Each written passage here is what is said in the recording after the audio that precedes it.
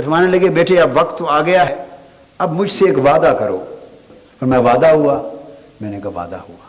فرمانے لگے بس جلد ہے، اب میرا وقت بڑا قریب ہے، وعدہ یہ کر لو کہ میرا جنازہ تم خود پڑھاؤ گے۔ بھئی آخری دن تھا جس میں وعدہ لے رہے تھے۔ اگلے روز صبح وصال ہو گیا۔ وصال کے بعد غسل سے لے کے جنازہ اور تدفین تک پھر سارے کام میں نے خود کی۔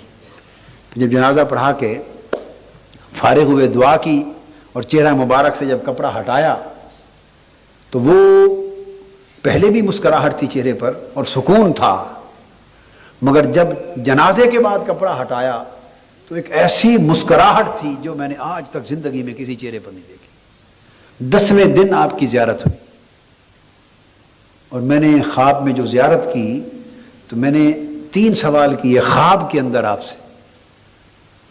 میں نے پوچھا ابا جی قبلہ حضرت یہ فرمائیں کہ جب جنازہ پڑھا کے ہم فارغ ہوئے تو آپ مسکرا رہے تھے اور کمال درجے کی مسکراہٹ تھی۔ تو فرمانے لگے بیٹے میں اس لیے مسکرا رہا تھا کہ بس وہی ساتھ ہی جنازے کے ساتھ اللہ رب العزت نے مالا اعلیٰ اور عالم بالا کے حجابات اٹھا دیے تھے اور اسی لمحے پوری جنتیں کھول کے سامنے رکھ دی تھیں، اور میں جنتوں اور عالم ارواح کے اور عالم بالا کے اور مالا اعلیٰ کے نظارے کر رہا تھا اور ان جنتوں میں کھو کے ہنس رہا تھا اور مسکرا رہا تھا۔ میں نے عرض کیا کہ حضرت آپ 10 دن زیارت کے لیے نہیں آئے، 9 دن، آج 10ویں دن آئے ہیں، میں بڑا اداس رہا ہوں اور مجھے ایک پریشانی رہی کہ احوال پوچھوں، تو 10 دن اتنی دیر کیوں کر دی؟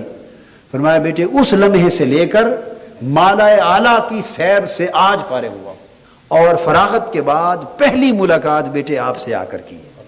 اور میں نے تیسرا سوال کیا ابا جان، وہ فرمائے جب نکیرین سوالات کے لیے آئے تو وہ منظر بتائیں کیسا تھا اور سوال اور جواب کیسے ہوئے ہوں گے۔ یہ تیسرا سوال کیا میں نے خواب میں۔